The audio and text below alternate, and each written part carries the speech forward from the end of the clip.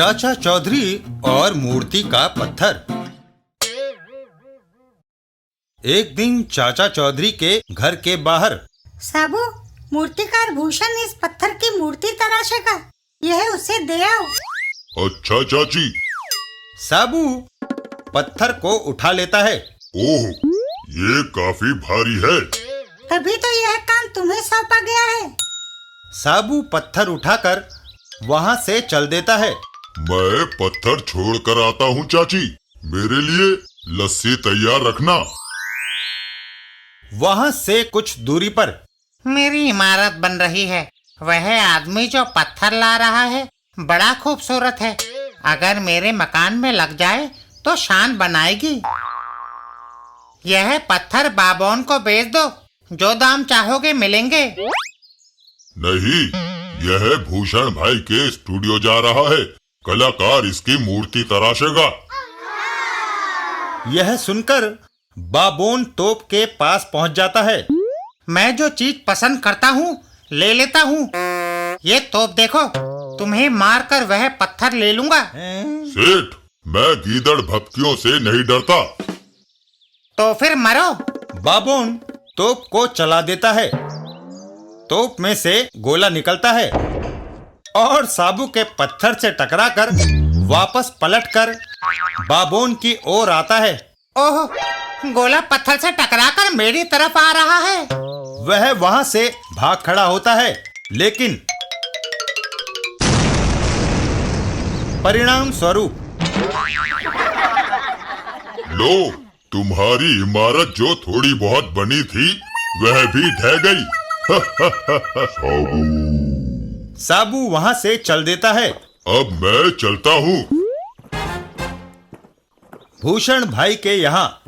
भूषण भाई, तुम्हारे लिए पत्थर लाया हूँ। धन्यवाद साबू, इससे मैं एक सुंदर मूर्ति बनाऊंगा।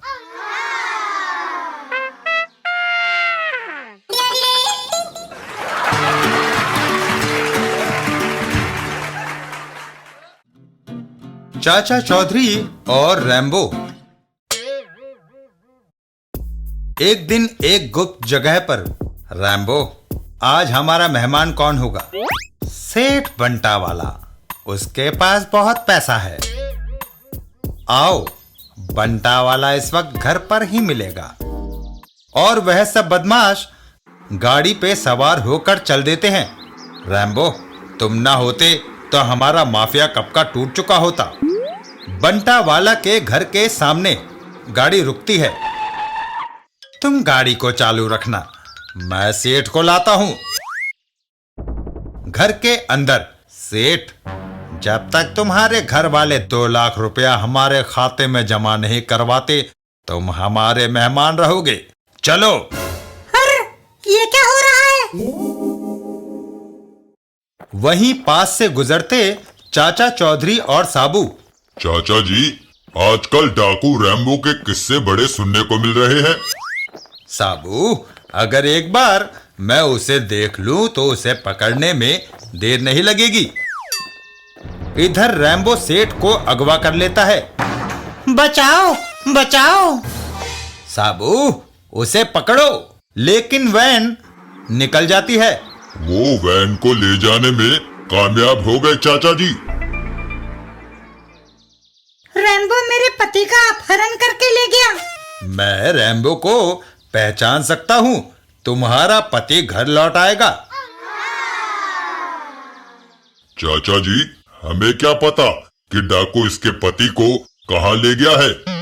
साबू, कोशिश करने से कामयाबी हासिल होती है। रैम्बो के गुप्त अड्डे पर जाओ। जब तक तुम्हारे घर वाले पैसा नहीं भेजते तुम कैद में रहोगे। इधर चाचा चौधरी और साबू। चाचा जी, कई घंटों से हम शहर की खाक छान रहे हैं। पता नहीं वह सेठ कहाँ है। साबू, हम उसे ढूंढकर ही दम लेंगे। रास्ते में, बाबा, गरीब को पैसा मिल जाए तुम्हारा काम बनेगा। चाचा जी, अगर हम फकीर को पैसा दे तो इनकी दुआ से शायद सफलता मिले। साबू, उसे उठा लाओ। है? आप क्या कह रहे हैं? जैसा कहता हूं वैसा करो। साबू उस फकीर को पकड़ लेता है। अरे, ये क्या कर रहे हो? जैसा चाचा जी ने कहा वैसा कर रहा हूँ। वह कभी गलत नहीं कहते। चाचा जी, भिखारी को ले आया। साबू, यह रैम्बो है। क्या? मैंने इसकी दाहिनी कानी आंख से पहचाना। कानी आंख को छुपाने के लिए इसने अपने चश्मे का दाहिना शीशा काला कर रखा था, वरना कोई ऐसा चश्मा नहीं पहनता है। इसके सिर पर बाल नकली थे। भिखारी का भेष बनाकर यह मालदार लोगों की टोह में रहता था और फिर उनका अपहरण कर लेता था। रैम्बो, अपना लिबास पहनो। चाचा चौधरी का दिमाग कंप्यूटर से भी तेज चलता है। रैम्बो अपना लिबास पहनता है। हाँ, अब हमें उस जगह ले चलो जहां तुमने सेठ को छुपाया है। तीनों रैम्बो के गुप्त अड्डे पर जाते हैं। वह उस इमारत में बंद है। रैम्बो दरवाजा खोलता है।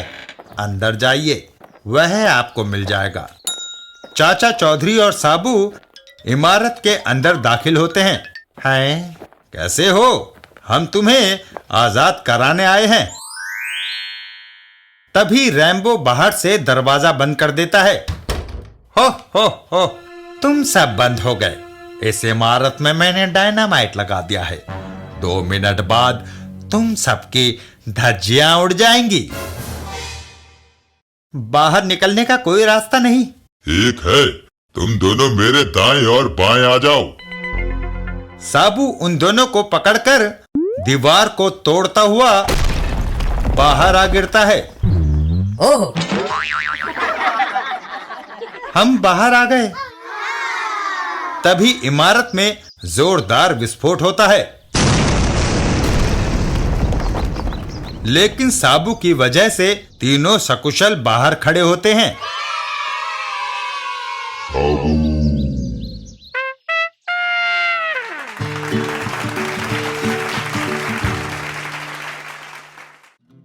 चाचा चौधरी और जेब घड़ी।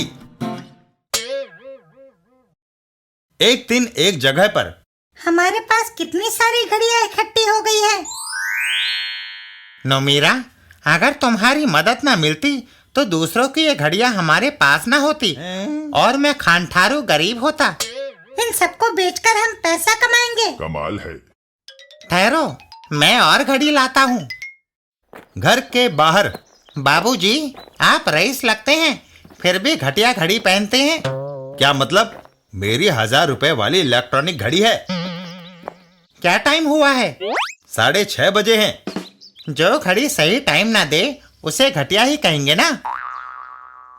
अंदर आइए, सुबह के समाचारों का टाइम हो गया है। वह अंदर आकर टीवी ऑन करता है। दूरदर्शन का टाइम 1 सेकंड भी आगे पीछे नहीं होता। मैं टीवी ऑन करता हूँ। टीवी ऑन होने पर थोड़ी देर में आप समाचार सुनेंगे। और स्क्रीन पर टाइम आ जाता है। देखिए, क्या बजा है? आपकी घड़ी आधा घंटा लेट है।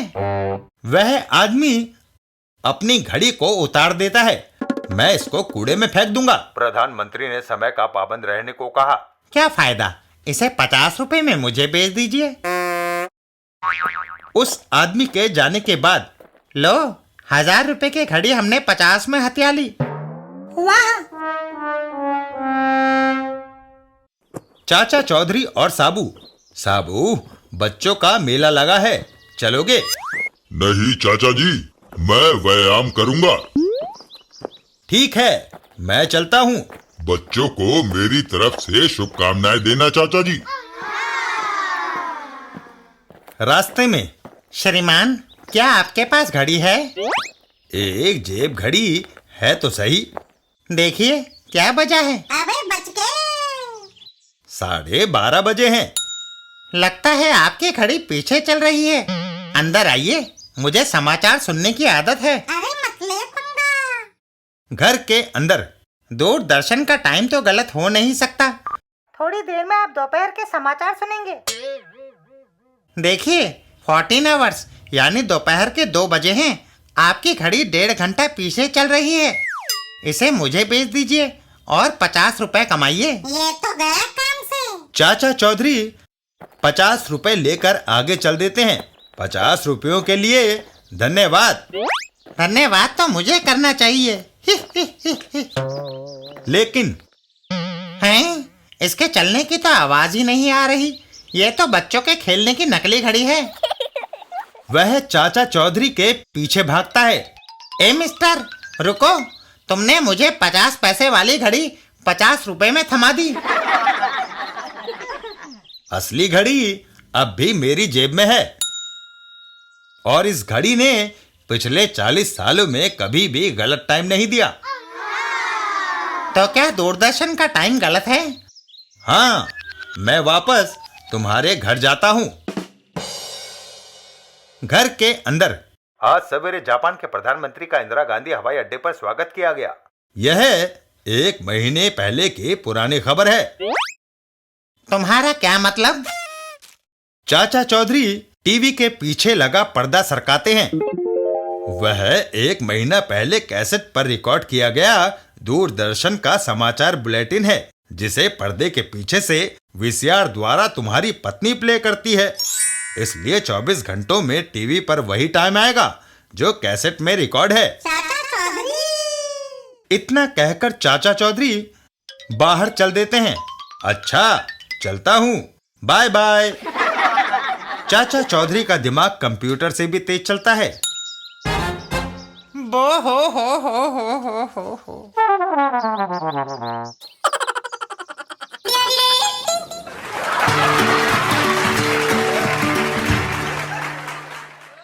चाचा चौधरी झोपड़ी और अपार्टमेंट्स। एक दिन एक जगह पर। ईश्वर, मुझ पर बस इतनी ही कृपा दृष्टि करो कि मैं अपनी बकरी के लिए चारा खरीद सकूं, वरना वो बेजुबान मर जाएगी। तभी एक गाड़ी आकर वहां रुकती है। ईश्वर ने तुम्हारी सुन ली और मुझे भेज दिया। साहब, आप कौन हैं? मैं अंगूठा सेन हूँ। इस कागज पर अपने अंगूठे का निशान लगाओ। मैं उसे देख कर तुम्हारा भाग्य बताऊंगा। अच्छा। हाँ, जिस तरह हाथों पर रेखाएं होती है उसी तरह अंगूठे पर भी होती है। मैं उन्हें पढ़ता हूँ। और वह वृद्ध औरत कागज पर अपना अंगूठा लगा देती है। लो, मैंने कागज पर अपना अंगूठा लगा दिया। तुम्हारा भविष्य उज्जवल है। जल्दी पैसा मिलने वाला है। यकीन नहीं आता, मैंने तो लॉटरी का टिकट भी नहीं खरीदा। यह सुनते ही अंगूठा सेन पैसे निकालता है। मेरा कहा कभी जोट नहीं जाता। यह लो 50,000 रुपए। और फिर, सर, आपने उस गरीब बुढ़िया को इतना धन दे दिया। घटकन दास, पैसा यूं ही नहीं दिया है। सरकार ने ये जमीन शहरी विकास योजना के लिए पास कर दी है। मैंने बुढ़िया की भूमि खरीद ली है। यहाँ हम बहुमंजिले अपार्टमेंट्स बनाएंगे और उन्हें लाखों में बेचेंगे। आपने अद्भुत बुद्धि पाई है सर। बुढ़िया, तुम्हारे पास पैसा आ गया है। तुम कहीं और जाकर आराम की जिंदगी बसर कर सकती हो। क्या? मैं अपनी झोपड़ी और जमीन छोड़कर कहीं नहीं जाऊंगी। तुम्हारी जमीन अब वो तुम्हारी नहीं रही। इस दस्तावेज पर अंगूठा लगाकर तुमने वो 50,000 रुपए में मुझे बेच दी है। धोखा। वह वृद्ध औरत पैसे को जमीन पर पटक देती है। उठाओ अपने पैसे, मैं यहाँ से नहीं जाऊंगी। अगर तुम खुद नहीं जाओगी तो मेरा वह बुलडोजर तुम्हारी झोपड़ी को गिरा देगा।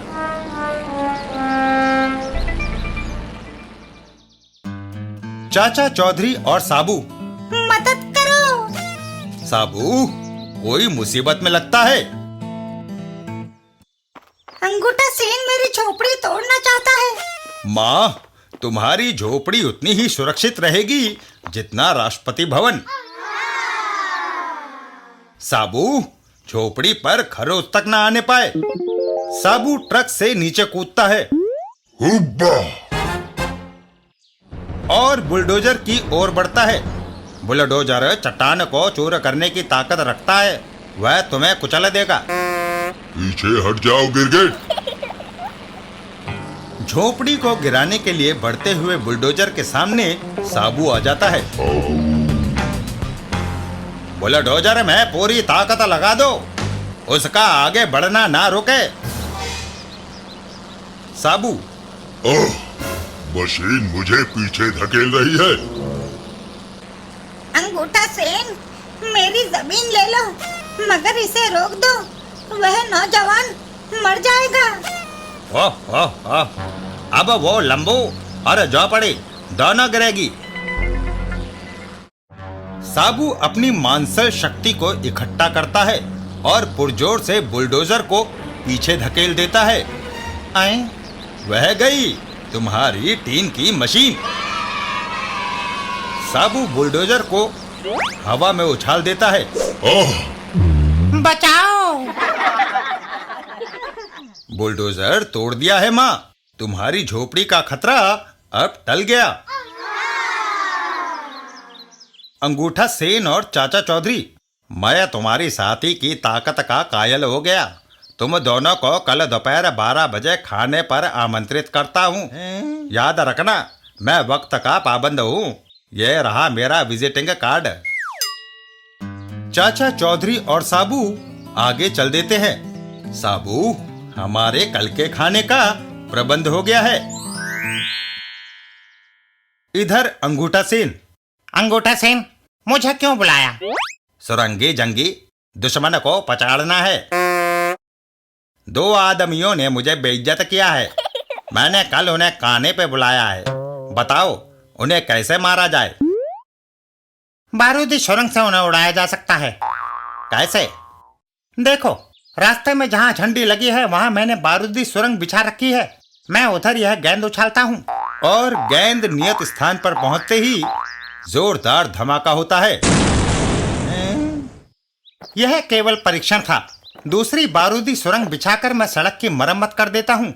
असली खेल कल होगा। दूसरे दिन, अरे, दोनों कहाँ चल दिए? खाना तैयार है। भाग्यवान, हम एक जगह है दावत खाने जा रहे हैं। जो मैंने पकाया है उसका क्या होगा जी? मोहल्ले में जिस से तुम्हारी दुश्मनी है उसे खिला दो। क्या मैं इतना खराब पकाती हूँ? चाचा जी, क्या हम जल्दी नहीं जा रहे? साबू, अंगूठा सेन ने कहा था कि वह वक्त का पाबंद है, और फिर जब कोई दूसरा खिलाए तो भूख ज्यादा लगती है।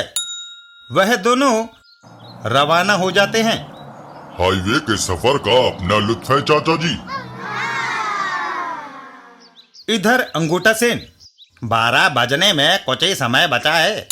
जब उनकी गाड़ी उस बैनर के नीचे से गुजरेगी तो धमाके से धज्जियां उड़ जाएंगी। चाचा चौधरी, साबू, हमारा मेजबान कितना अच्छा है, उसने हमारे स्वागत के लिए बैनर लगा रखा है।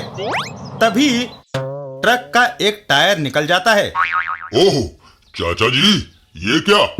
साबू, ट्रक का बाया पहिया अचानक निकल गया। वह तेजी से आगे स्वागत बैनर की तरफ जा रहा है। टायर बैनर के पास पहुंचते ही एक जोरदार धमाका होता है और टायर उछलकर सुरंगी जंगी के सिर पर गिरता है। आओ! आए चाचा चौधरी और अंगूठा सेन, लो, हम वक्त पर पहुंच गए। क्या खाना तैयार है? चाचा चौधरी।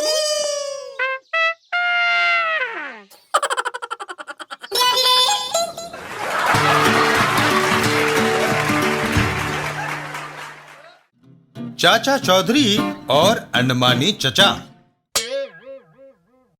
एक दिन चाचा चौधरी के घर पर। जी, एक बात पूछूं? पूछो। सब लोगों के रिश्तेदार आते जाते हैं, या तुम्हारा कोई रिश्तेदार नहीं? भाग्यवान, मेरे पिता ने बताया था कि उनका एक छोटा भाई था जो पढ़ लिख कर अंडमान चला गया। तब मैं बहुत छोटा था। मेरे चचा अंडमान से लौटकर कभी नहीं आए, पर तुम क्यों फिक्र करती हो? अपना साबू जो है वही हमारा दोस्त है, वही रिश्तेदार। इतना कहकर चाचा चौधरी घर से बाहर चल देते हैं। अच्छा भगवान, मैं जरा बाहर चहलकदमी करके आता हूँ। घर की पिछली दीवार पर खब्बू, कुछ सुना तुमने? यहाँ से माल हमारे हाथ लग सकता है। कैसे जब्बू? चाचा चौधरी ने अपने चिचा को कभी नहीं देखा। अगर मैं उसका चिचा बन के चला जाऊं और उससे रुपया मांगू तो क्या वो अपने रिश्तेदार को धन देने से इनकार करेगा? कभी नहीं।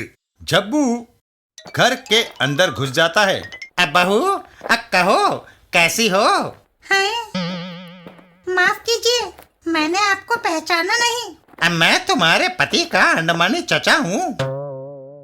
मुझे अपने प्यारे भतीजे की याद आई तो सैकड़ों मीलों का रास्ता तय करके हम मिलने चला आया। तभी चाचा चौधरी वहां आते हैं। जानते हो जी, आज का दिन कितना शुभ है। देखो, तुम्हारे अंडमान वाले चचा जान विराजमान हैं। चचा जान? भतीजे, तब तो इतना सा था जब मैं ये शहर छोड़कर चला गया था। कहिए, अंडमान कैसी जगह है? ऊंची गगनभेदी इमारतें, लंबे हाईवे, कारें, हवाई जहाज, सब कुछ है, पर समुद्र तट की कमी खलती है भतीजे। चचा जान, आपका कैसे आना हुआ? अब भतीजे, अब पुण्य के काम से आया हूँ। वहाँ भारी सूखा पड़ा है, लोगों की मदद के लिए चंदा इकट्ठा कर रहा हूँ। जल्दी से कुछ निकाल। चचा जान, मेरे पास सिर्फ यह 5 पैसे का सिक्का है। इससे क्या होगा? क्या कोई और संपत्ति नहीं? यह किताबों की संपत्ति है। ठीक है, इन्हें रद्दी में बेचने से अच्छे पैसे वसूल हो जाएंगे। क्या आप पागल हो गए हो? इस ज्ञान के भंडार को रद्दी में बेचोगे? बेशक तुम सबके चचा हो, लेकिन मत भूलो मैं तुम्हारा चचा हूँ। तुमने दान देने का वचन दिया है, मेरी आज्ञा माननी होगी। ठीक है, आप यहाँ रुकिए, मैं कोर्टयार्ड में किताबों का ढेर लगाता हूँ। और चाचा चौधरी कोर्टयार्ड में किताबों का ढेर लगाने लगते हैं। अभी अंदर कुछ और बचे हैं भतीजे, उन्हें भी ले आओ। तभी साबू वहां आता है। साबू, किताबों की यह गठरी चचा जान के पीठ पर रख दो। साबू गठरी को उठाता है। चचा जान, इस गठरी को ले जाने के लिए अगर कोई ठेला कर लेते तो बेहतर रहता। अब बेवकूफ, इतने पैसे इस रद्दी को बेचने के नहीं मिलेंगे जितना ठेले वाला भाड़ा ले लेगा। अब बकवास मत कर, इसे रख मेरी पीठ पर। और साबू वो थैला चचा जान की पीठ पर रख देता है। लो। और चचा जान उसके नीचे दब जाते हैं। आई, मर गया। सचमुच भारी गठरी है, उठाओ इसे। तब तक नहीं जब तक तुम यह नहीं बताते कि तुम कौन हो। चचा जान, तुमने मेरा ज्ञानवर्धन किया ये बताकर कि अंडमान टापू का समुद्र तट नहीं है और जहां लगातार वर्षा होती है वहां सूखा पड़ा है। नहीं, अब मैं कभी अंडमान नहीं गया। मैं दिल्ली का झब्बू ठग हूँ। साबू गठरी को उठा लेता है। हाय, अब मेरी पीठ। और झब्बू कराहता हुआ वहां से चल देता है। अब मैं तुम्हें देख लूंगा चाचा चौधरी। झब्बू आ गए मुंह लटका कर। उसके पास कुछ कीमती था ही नहीं, बस किताबें थी। चाचा चौधरी के कपड़े उतरवा लेते। साबू के कानों के कुंडल खाली सोना है, पर तुम्हारी अकल पर तो पत्थर पड़ गए। जो रद्दी किताबें तुम्हें भाग गई। चाचा भतीजे का रिश्ता तोड़ो। ये लो रिवॉल्वर और चंदा वसूल करो। इधर चाचा चौधरी और साबू, आओ साबू, कुछ काम बाकी रह गए हैं, उन्हें कराएं। रास्ते में अब मैं उन्हें अचानक घेर कर आश्चर्यचकित कर दूंगा। और फिर चौधरी, पहले तुमने मुझे बेवकूफ बना दिया, अब तुम्हारी एक नहीं चलेगी। चलो कपड़े उतारो। लंबो, तुम बेकान हो क्या? कुंडल उतारो। यह सुनते ही साबू को गुस्सा आ जाता है। चूहे, लगता है तुम्हारे सितारे गर्दिश में है। लंबो, तुम उधर हिले नहीं कि मैंने चाचा चौधरी का सिर गोली से उड़ाया नहीं। जैसा कहा है वैसा करो, जल्दी। तभी पेड़ पर से एक नारियल टूटता है और सीधा नीचे छब्बू के रिवॉल्वर वाले हाथ पर गिरता है। ओ साबू, दूर हो जाओ, तुमने मेरा गुस्सा नहीं देखा। लेकिन साबू उसे हवा में उछाल देता है। ओ वह हवा में उड़ता हुआ एक जगह जाकर गिरता है। हाय, मैं कहाँ हूँ? अंडमान।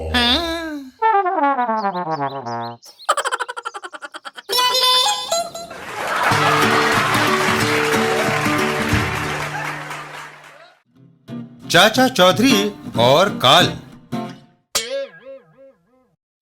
एक दिन एक जगह पर राज्य लक्ष्मी कहते हैं कि उस मंदिर में जाकर पूजा करने से मन को शांति मिलती है। मंदिर काफी ऊंचाई पर है, लेकिन वहां तक जाने में भक्तों को थकान नहीं होती। ये चमत्कार है।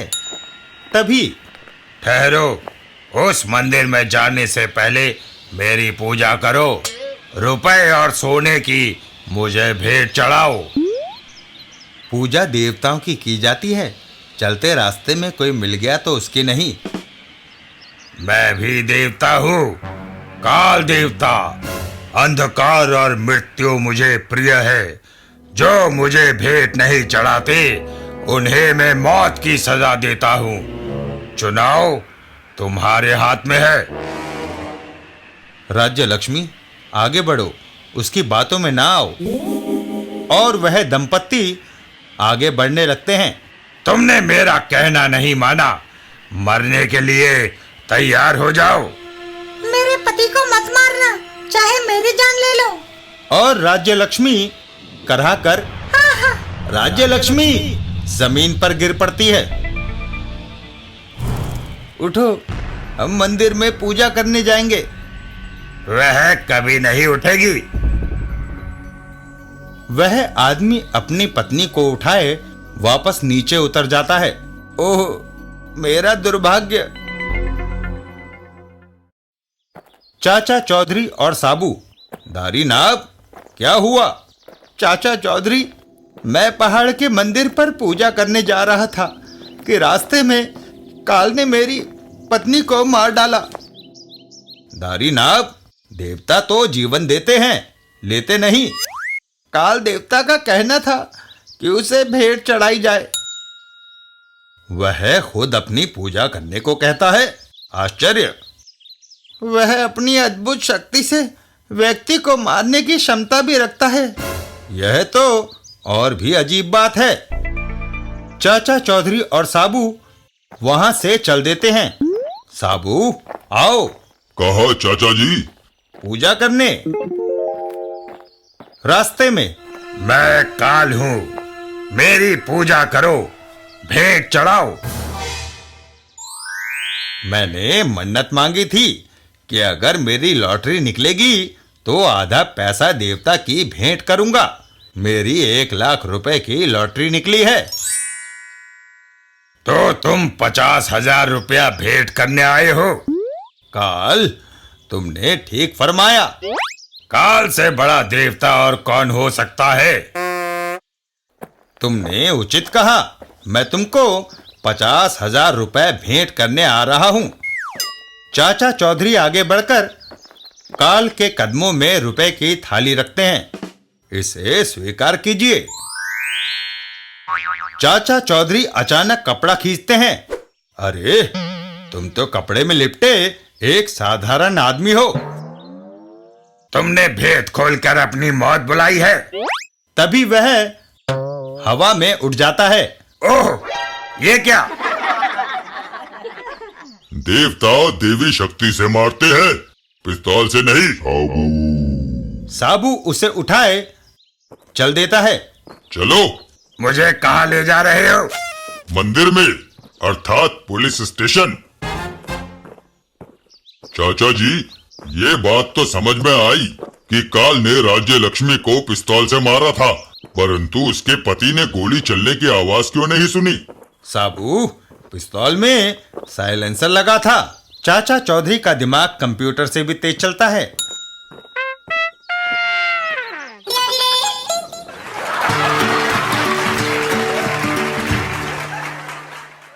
चाचा चौधरी और मौसम की आंख मिचोली।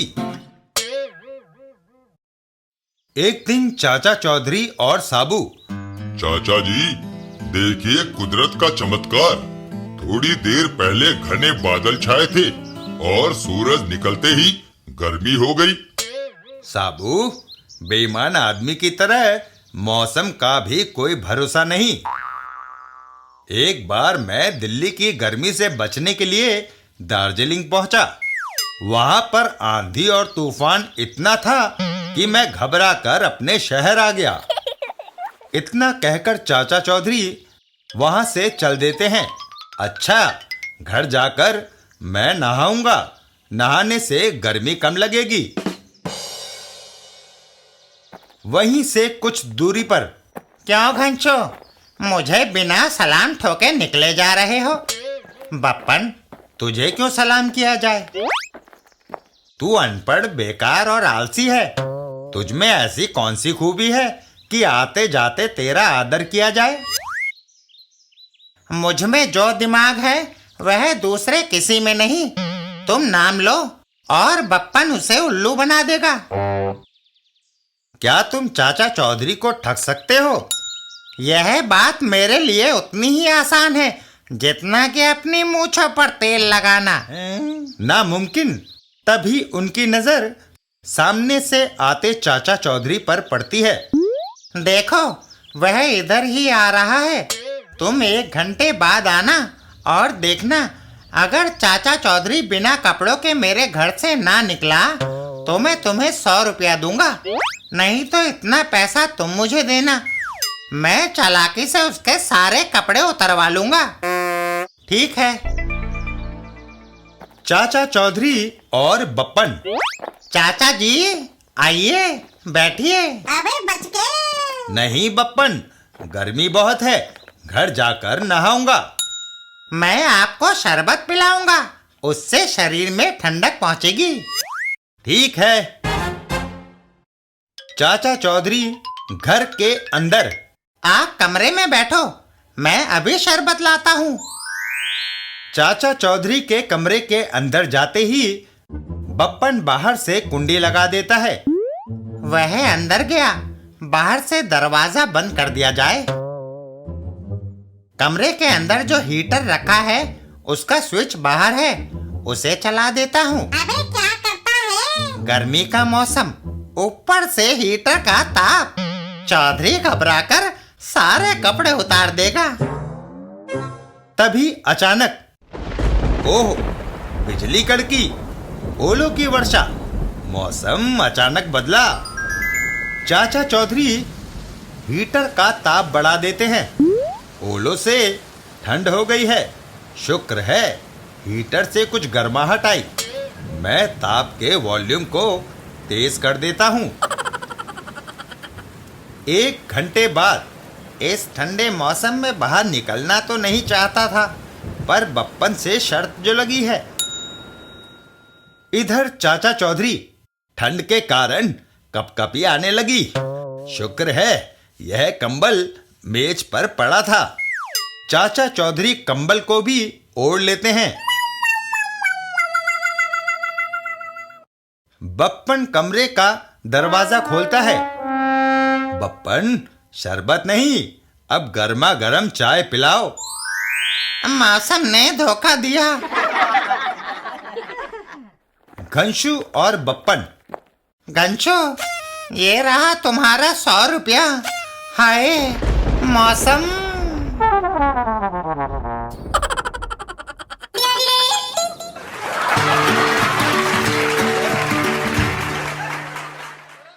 चाचा चौधरी और रोनो के समोसे।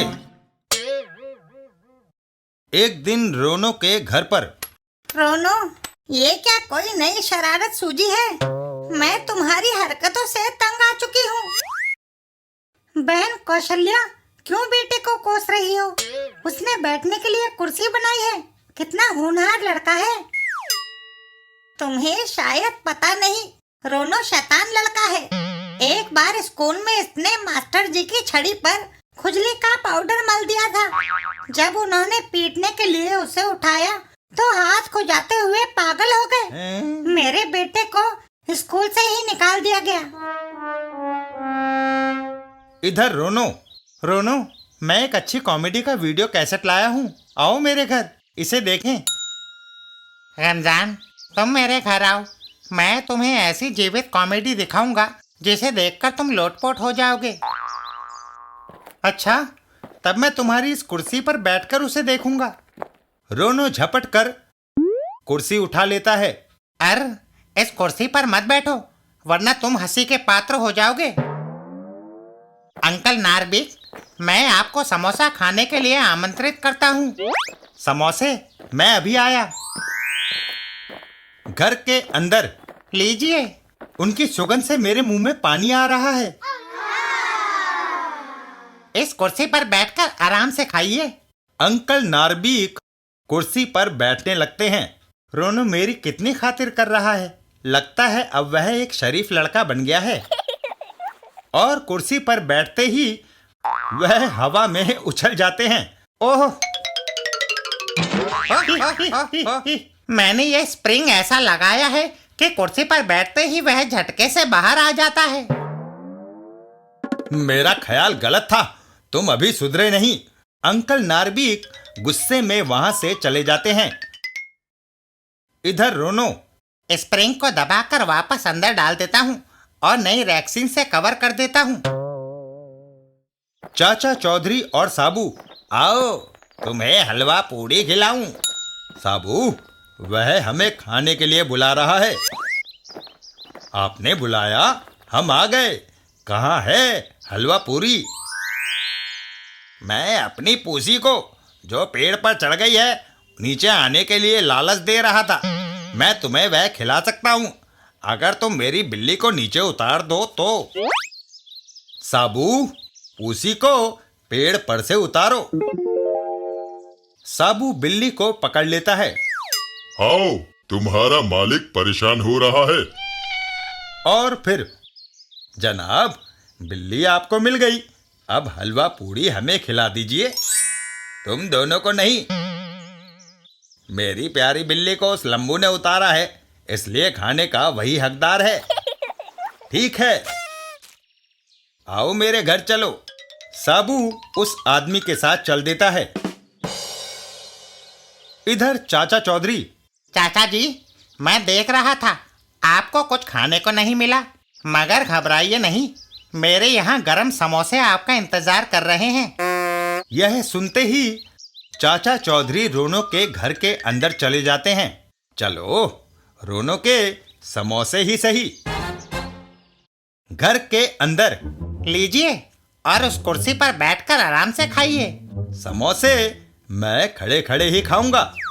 हाँ, अगर तुम चाय लाओ तो वह मैं कुर्सी पर बैठकर पीऊंगा। रोनो किचन की ओर चल देता है। इसके खिल्ली उड़ाने के लिए ये भी कर देता हूँ। वाह, समोसे स्वादिष्ट हैं। और फिर लीजिए चाय। मैं इस कुर्सी पर बैठकर पीऊंगा। चाचा चौधरी कुर्सी पर बैठ जाते हैं और तुरंत ही उछल जाते हैं। ओहो! मजा आ गया। हवा में उछले हुए चाचा चौधरी सीधा रोनो के ऊपर लैंड करते हैं। आओ! ओह, मेरी हड्डियों का कचूमर बन गया। चाचा चौधरी वहां से चल देते हैं। समोसों के लिए धन्यवाद। हाय, मेरी कमर।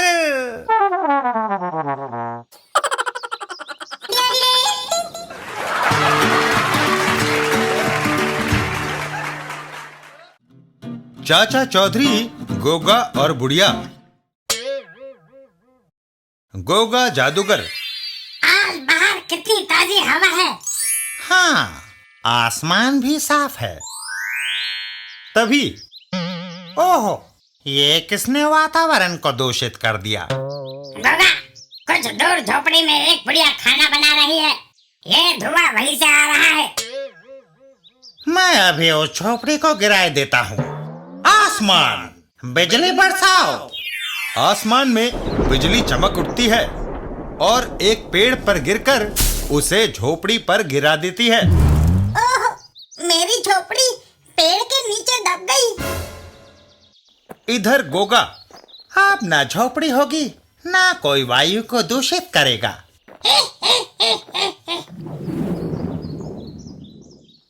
उधर वह वृद्ध औरत, माँ क्यों रो रही हो? बेटा, तेरे पीछे से तूफान आया और अपनी झोपड़ी पेड़ के नीचे दब गई। वह आदमी पेड़ को हटाता है। आसमान में छोटा बादल भी दिखाई नहीं दे रहा, फिर बिजली कैसे कड़की? ये सब उस मक्कार जादूगर गोगा की करतूत लगती है। बेटा, कहाँ चले? दुष्ट गोगा से निपटने माँ। गोगा जादूगर, गिरगिट, तुमने नकली बिजली गिराकर हमारी झोपड़ी नष्ट कर दी।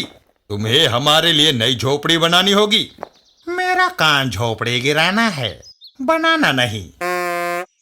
तो फिर अपनी नाक तोड़वाने के लिए तैयार हो जाओ। ओह, अपनी ताकत पर तुम्हें बड़ा गर्व है। जादूगर गोगा अपनी छड़ी को हवा में लहराता है। लोहे की जंजीर, उसे बांधो। और एक जंजीर हवा में प्रकट होकर उस आदमी को बांध लेती है। जो बच्चे ज्यादा शैतानी करते हैं उनके हाथ पर बांधना जरूरी हो जाता है। और फिर परिंदे, बताओ दुनिया में सबसे ज्यादा ताकतवर कौन है? गोगा, इसमें शक नहीं कि तुम बहुत ताकतवर हो, लेकिन विश्व का सबसे ताकतवर इंसान साबू है। यह झूठ है। मुझसे ज्यादा ताकतवर कोई दूसरा नहीं। गोगा, तुम्हारी सारी ताकत इस लकड़ी की बनी जादुई छड़ी में है। इस छड़ी के बगैर तुम एक मामूली आदमी हो, जबकि साबू की अपार शक्ति उसके शरीर में है। मैं उसे नष्ट कर दूंगा। इधर चाचा चौधरी और साबू, आप उदास क्यों बैठी हैं? जादूगर गोगा ने मेरी झोपड़ी गिरा दी है। फिक्र मत करो, नई झोपड़ी बनाने में हम तुम्हारी मदद करेंगे। और फिर चाचा चौधरी और साबू नई झोपड़ी बनाने में जुट गए। चाचा जी, छत के लिए मैं घास फूस ले आया। नई झोपड़ी की दीवारें पहले से ज्यादा अच्छी बनी है। और कुछ ही देर में झोपड़ी बनकर तैयार हो गई। तुम्हारी मदद से मेरा नया घर बन गया। चाय पीते जाओ। मेरा साथी साबू कड़क चाय पीता है। पानी जरा ज्यादा उबाला जाए। चूल्हे में लकड़ियां खूब जल रही है। चाय बनने में देर नहीं। झोपड़ी में से फिर से धुआं निकलने लगता है। जादूगर गोगा, ओह, फिर यह धुआं। गोगा, उस बुढ़िया ने नई झोपड़ी बना ली है। यह धुआं उसके चूल्हे की आग का है। गोगा गुस्से में बुढ़िया के घर की ओर चल देता है। मैं उस बुढ़िया को परलोक पहुंचा देता हूँ। अबे बच गए। झोपड़ी के सामने, कहो, किससे मिलना है? बुढ़िया को नरक पहुंचाना है। तुम अंदर नहीं जा सकते। गोगा, ये साबू है। पहले मैं इसे ही ठिकाने लगा देता हूँ। गोगा अपनी छड़ी को हवा में लहराता है। लंबू को बांधो। और फिर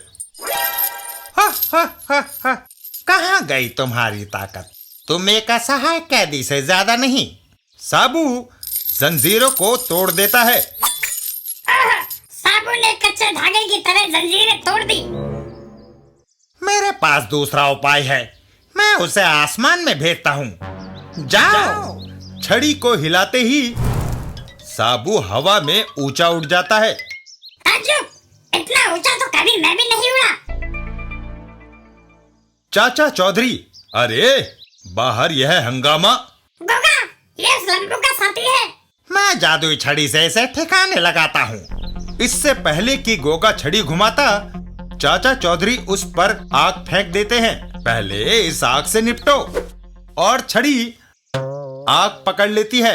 ओहो, मेरी छड़ी में आग। गोगा, तुम्हारी छड़ी की जादुई ताकत आग से खत्म हो गई है। गोगा वहां से भागने लगता है। भागो! तभी साबू उसके ऊपर आ गिरता है। ओह, बचाओ! इधर उस वृद्ध औरत का बेटा, मेरे बंधन अपने आप गायब हो गए। उस मक्कार गोगा को मेरे हवाले कर दो, उसे कुछ सबक सिखाना है। नौजवान, उसकी जादुई ताकत खत्म हो चुकी है। उसे अस्पताल जाकर टूटी कमर का इलाज कराने दो। चाचा चौधरी, आए, मेरी कमर।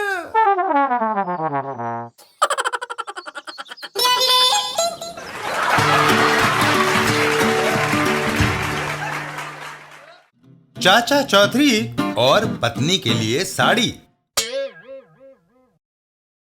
एक दिन चाचा चौधरी के घर पर, आओ खुशी राम, कैसे आना हुआ? चौधरी जी, मेरे बेटे की शादी है। आप पति पत्नी को बारात में शामिल होने का निमंत्रण देने आया हूँ। सिर्फ पति पत्नी? अरे भाई, हमारे परिवार का एक और भी सदस्य है। जो बाहर बैठा है? हाँ। अगर मैं इसे ले गया तो सारी बारात भूखी वापस लौट आएगी। सबका खाना यह चट कर जाएगा। इतना कहकर खुशी राम वहां से चल देता है। अच्छा, चलता हूँ। ठीक समय पर पहुंच जाइएगा। चाचा चौधरी और चाची, भगवान, शादी में जाने के लिए तैयारी कर लो। मैं यह फटी पुरानी साड़ी पहनकर वहाँ नहीं जाऊंगी। तुमने कभी मुझे कोई साड़ी लेकर नहीं दी। चाची, झूठ मत बोलो। यह साड़ी जो तुमने पहनी हुई है, हमारी तरफ से है। तुम्हारी तरफ से? वह कैसे? हमारी शादी पर इसे तुम्हें मेरे ससुर जी ने दिया था। हैं? चाचा चौधरी और चाची घर से बाहर चल देते हैं। चलो, कल एक मनी ऑर्डर आया था, उन पैसों से मैं तुम्हें साड़ी ले देता हूँ। मनी ऑर्डर कहाँ से आ गया? तुमने अपने भाई को राखी नहीं भेजी थी? मेरे साले ने उसके पैसे भेजे हैं। वहीं से कुछ दूर एक फुटपाथ पर फुटपाथ साड़ियां। शाकंभी, इस बार काफी कमाई हुई। हाँ रीमना, अगर इसी तरह हमारी साड़ियाँ बिकती रही तो हम अच्छा मुनाफा कमा कर ले जाएंगे। तभी वहां कुछ औरतें आती हैं। साड़ी वापस लो, पैसे लौटाओ। अरे बाप रे, ये वे महिलाएं हैं जो हमसे साड़ियाँ खरीद कर ले गई थी। मैंने जब साड़ी पहनने के लिए खोली तो वह फटी निकली। साड़ी को जब धोया तो वह सिकुड़ कर रुमाल बन गया। देखिए, आपकी शिकायतों के साथ ये साड़ियाँ हम कंपनी को भेज देंगे। वहाँ से जब मुआवजा आएगा अपने पैसे ले जाना। ये सुनकर सभी औरतें वापस चल देती हैं। कहो, कैसी रही? रीपना, सचमुच तुमने औरतों को बेवकूफ बनाकर टरका दिया। रास्ते में चाचा चौधरी और चाची दोनों ठग निकले। वह कटिया साड़ियाँ बेचते हैं। आइए, आपकी पत्नी के लिए बढ़िया साड़ी दिखाऊं। लेकिन वह महिलाएं आपकी शिकायत करती जा रही थी। अजी छोड़िए, औरतें झूठ बोलती हैं। शहर में सबसे अच्छी साड़ियाँ हमारे यहाँ मिलती हैं। देखिए, ये खूबसूरत डिजाइन मुझे पसंद है। भाग्यवान, जरा ठहरो। अरे भाई, तुम इसे जरा पहन कर तो दिखाओ। वह दुकानदार साड़ी को पहनता है। देखिए, आपकी पत्नी इसे पहनकर फिल्म स्टार लगेगी। अच्छा, थोड़ा आगे चलो। जैसे ही वह आगे जाता है तो पानी फेंकते समय महाभारत का सीरियल ना निकल जाए। और वह औरत पानी की बाल्टी ऊपर से नीचे उड़ेल देती है। ओह, मेरे चेहरे पर हरा रंग। तुम्हारी साड़ी का है।